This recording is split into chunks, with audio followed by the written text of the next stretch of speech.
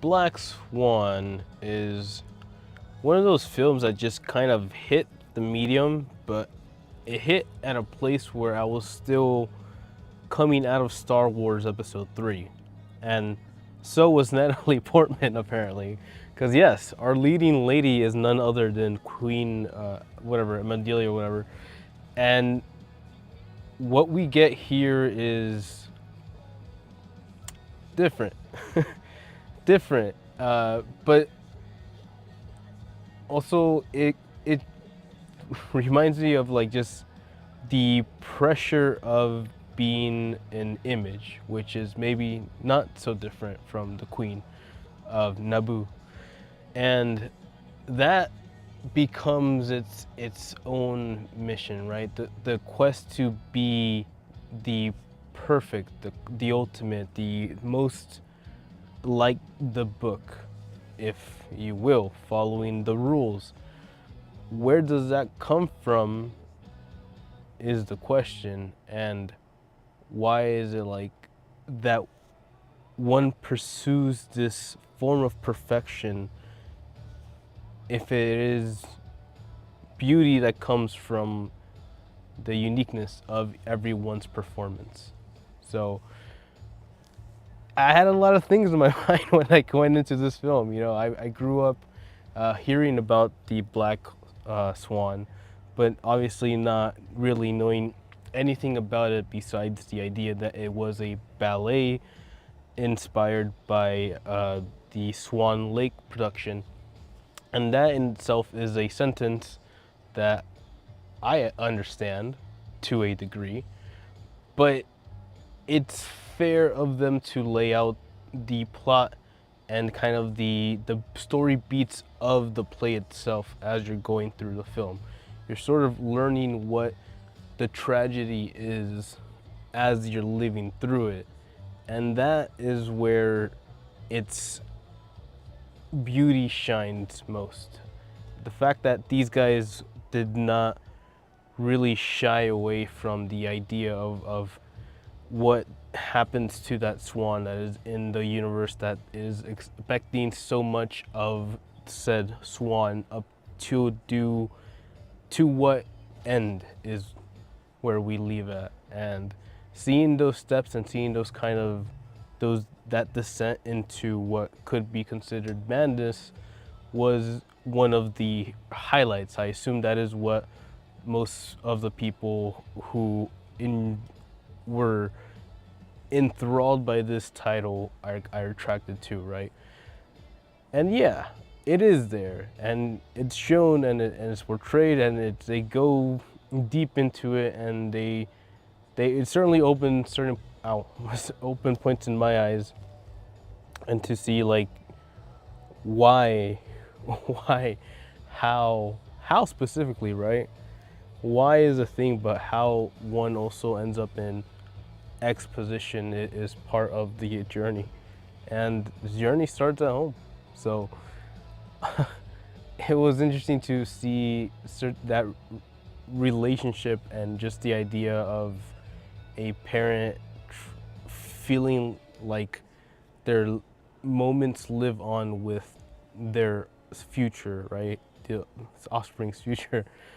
But at the same time, it is very unfair to ask a second life to carry a certain will, unless you've been watching the samurai films that we've been watching, where said Lady Snowblood is carrying her mother's death wish, literal.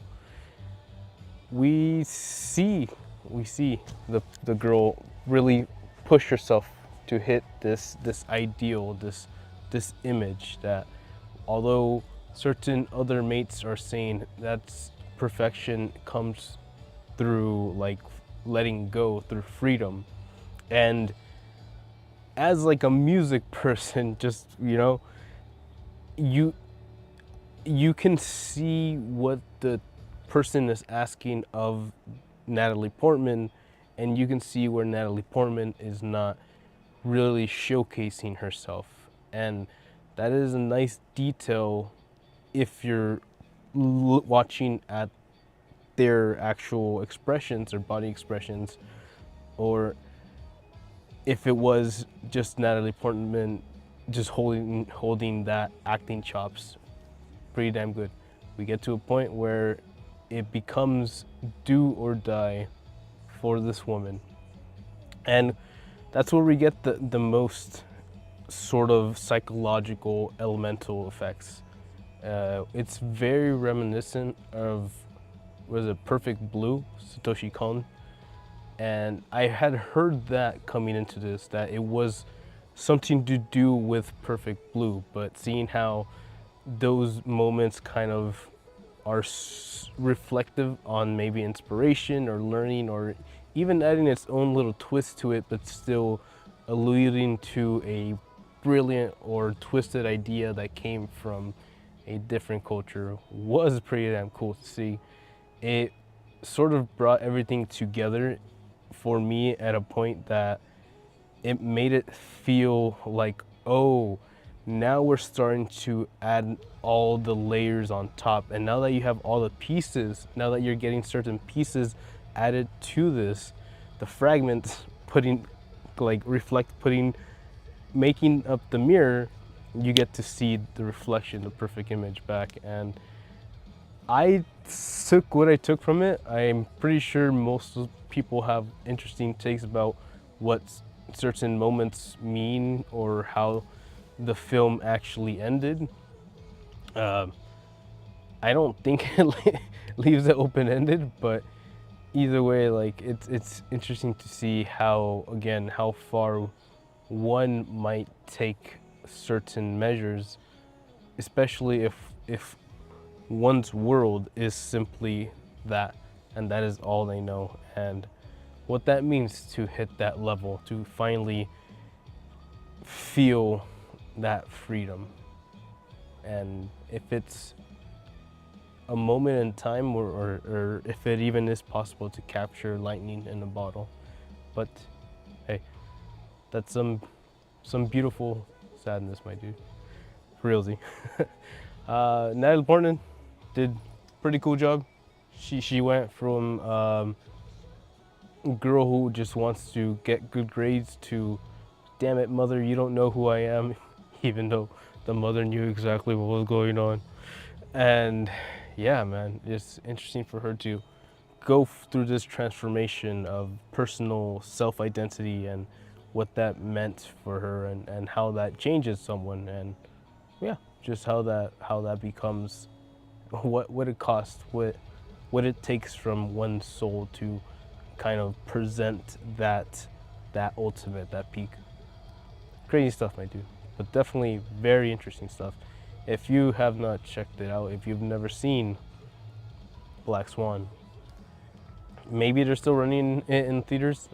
This is one of those fun 15-year anniversary remasters that look pretty damn cool.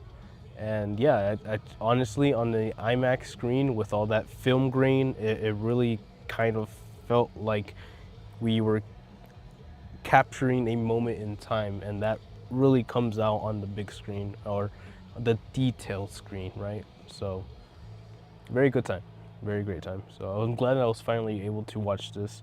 Now I know what things mean, and when presented with what one needs to understand, I believe I believe I can relate a bit more, and that bit more is godsend. We'll see. So let's find out about something else that is quote unquote sended. In case we didn't know, I am still recovering. I do feel better though, so that's a positive. That being said, maybe it was the woman herself, Sydney Sweeney, man. Listen,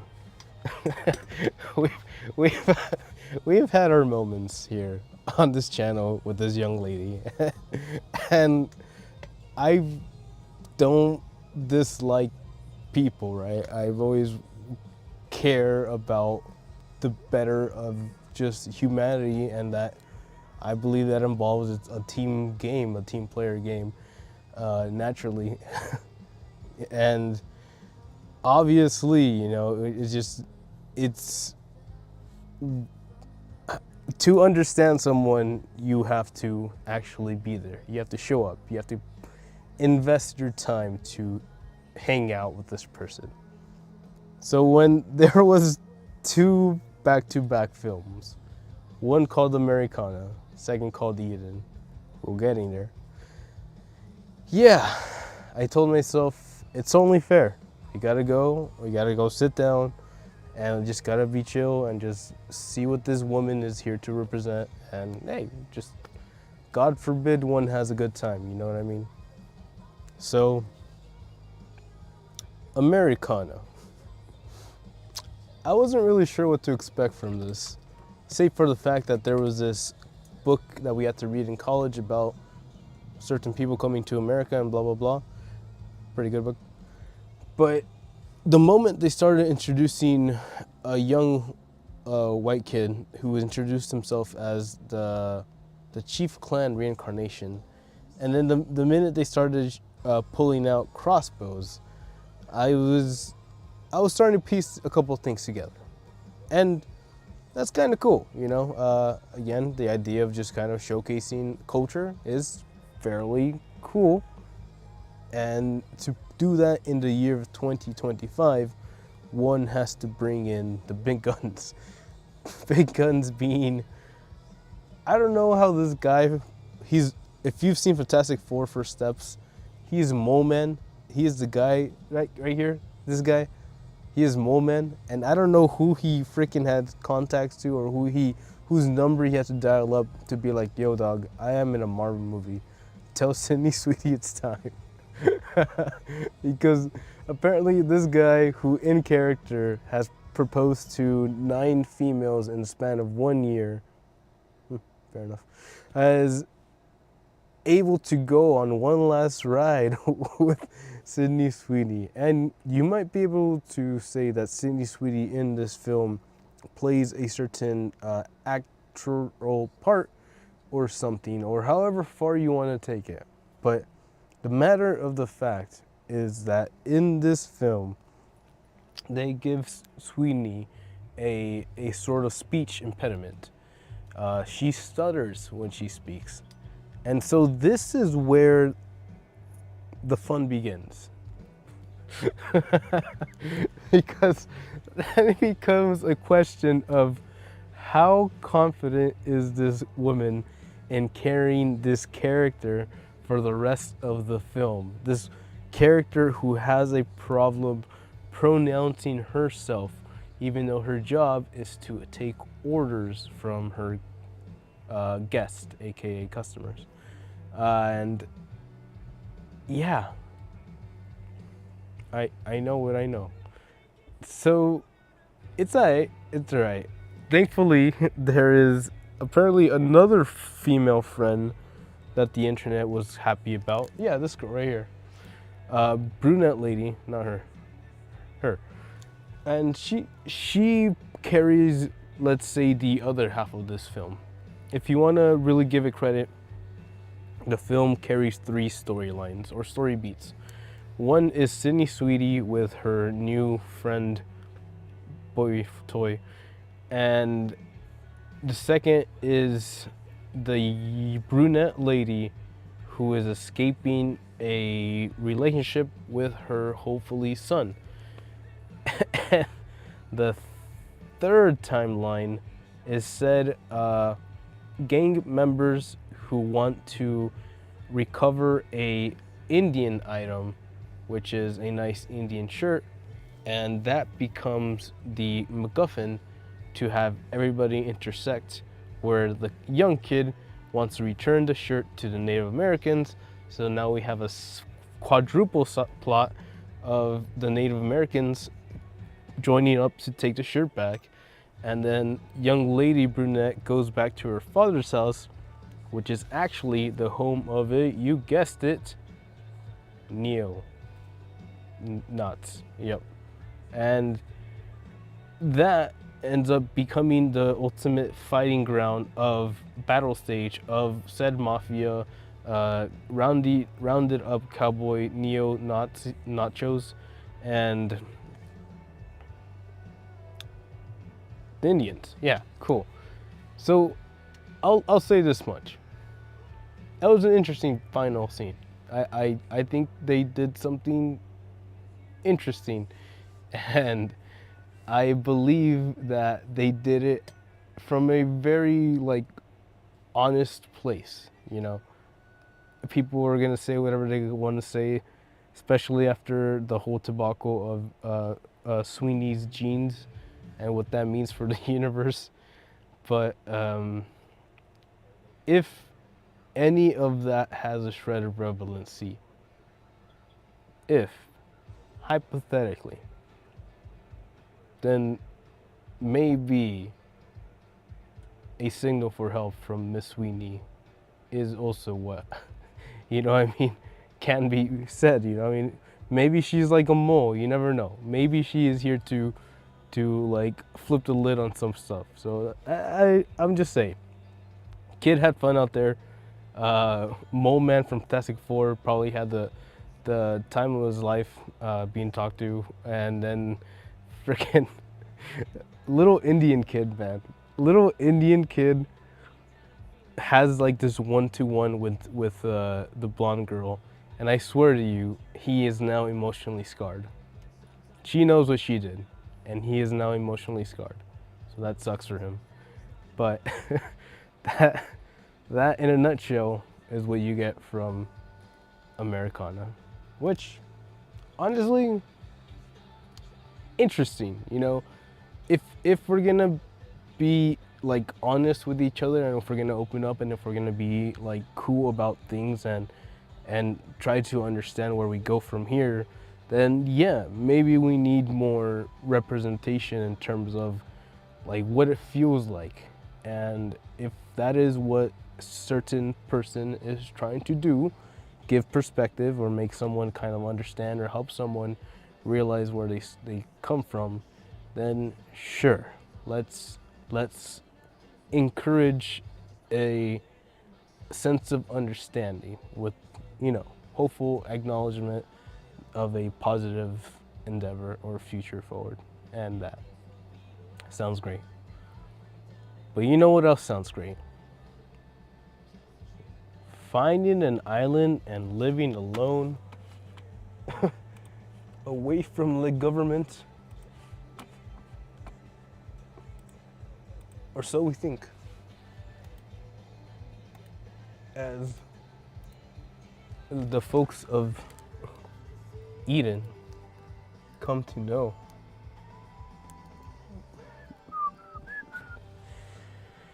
Eden.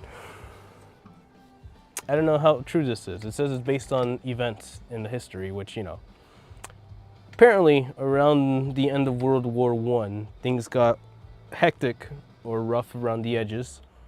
And there was a professor that said, you know what? I'm going to go to the Himalayas and I'm going to go meditate, or whatever he wanted to do. So,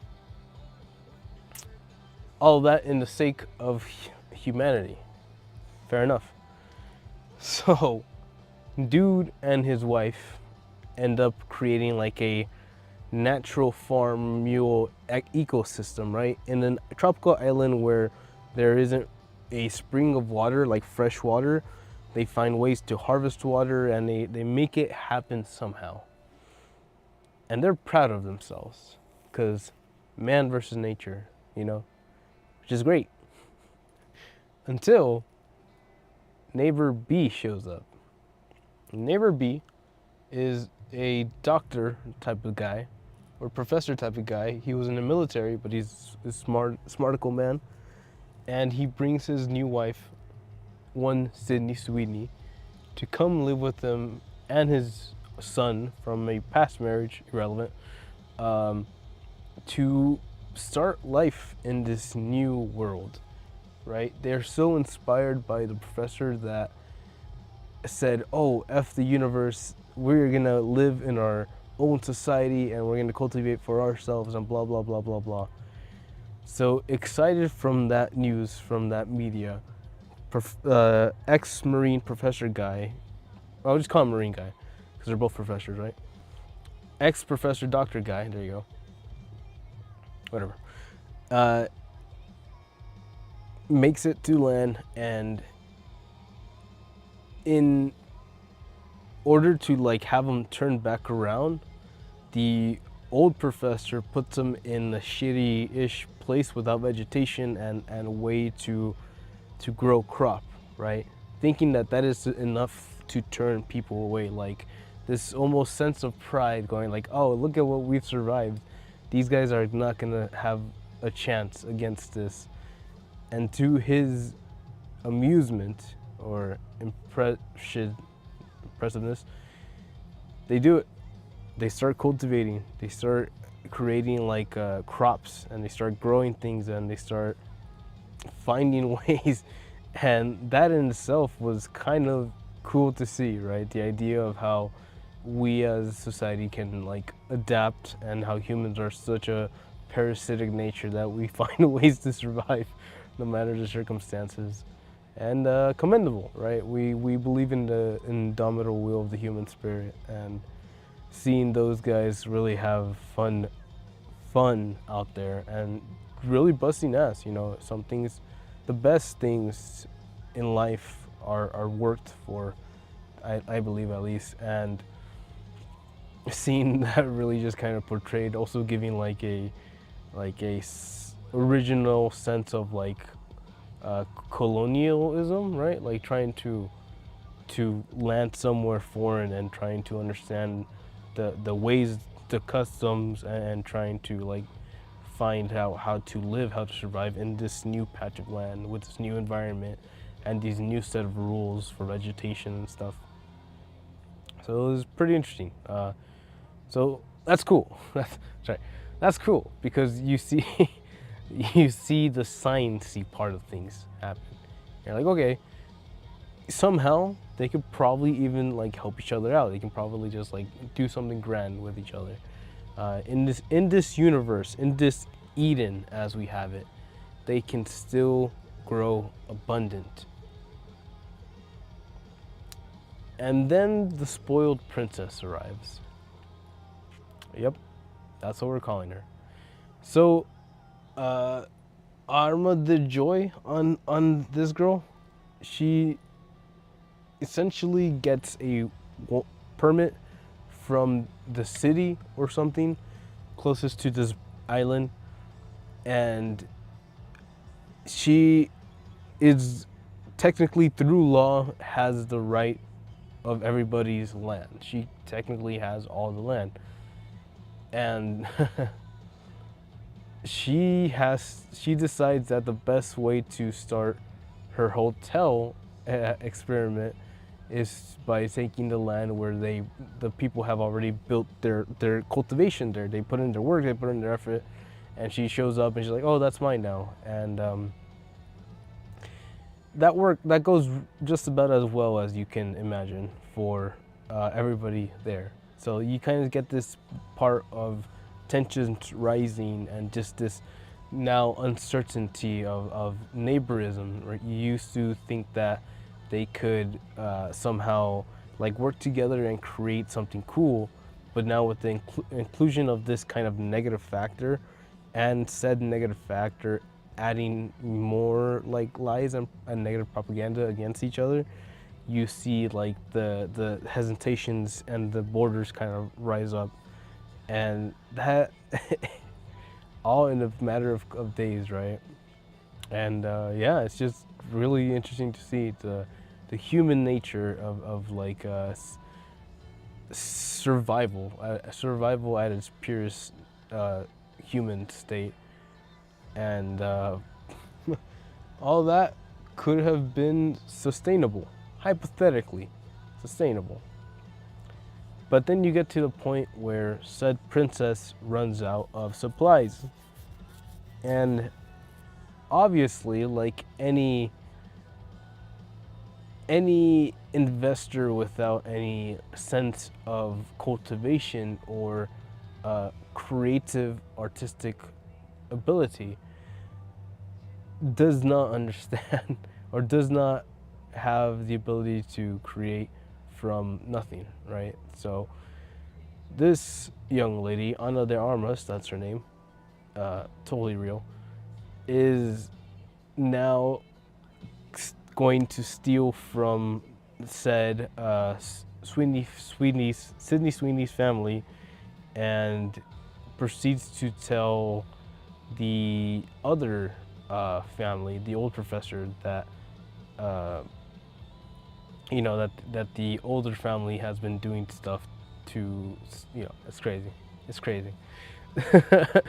So just the idea of just with these guys being there, and just everything was good, and then salty mix salty Pepperson is here, and then she knows how to press buttons is very eye opening. Why is this movie called Eden? I'm not sure, because it's they weren't living a perfect life, but they were living a happy life. And the moment someone wanted to like extort and create like wealth through peace, things just really found unstable ground. And let's just say it doesn't end well for certain people. And for that, that was interesting to see. But hey, I will say this: Sweeney felt like she acted better in this one. Yeah. I feel like she did more. Also, she busted out the role of a mother, which I did not fairly well, which I did not see coming. And to give her credit, also in Americana, she has a scene where she sings apparently. So she apparently has the voice of an angel too, in case you didn't know. So hey, who is it? Where are we with Sydney Sweeney? It doesn't matter. But she's alright. And that, ladies and gentlemen, are 3 interesting movies to check out. Black Swan was something that I've always kind of been ready to check out. I've really wanted to see what the whole idea of it was, and being able to see it in that stretched out IMAX format was beautiful. So thankfully that, and then being able to absorb that at a fairly wise age is something that I appreciate very much. Obviously, I feel like if I saw that when I was like 16 or 18, I wouldn't have been able to understand or accept certain messages or theories that were being laid out there. And seeing that reflect Perfect Blue, was Soshi Kon's Perfect Blue, was kind of cool. Again, I'm here shooting for Akira, because I do believe the Akira Hollywood make is coming very soon. I just hope it's good, and I hope that it just kind of picks up, and we are okay with, if Warner Media Group is out there copyrighting all my videos for the Gorillas, yes, Fortnite, the Gorillas, and Bruno Mars, then the least they can do is make a damn good Akira. You know what I mean? You know what I mean? So here's hoping to that. And here's hoping that Sydney Sweeney gets more roles where she does not have to take her shirt off, because I'm pretty sure she did that in both films. And I don't know if that's part of a contract now, but okay. you do you, boo. So we'll have to wait and see. But hey, man, I like movies, and I like being surprised, and I like interesting stories, and if nothing less, then all films had their thing to say. And hey, I feel like I understand a few things more, and hopefully that's for the better. So with all that being said, thanks for watching. Thanks for being cool. And I'm gonna go back to hibernating. But until then, ja, matane.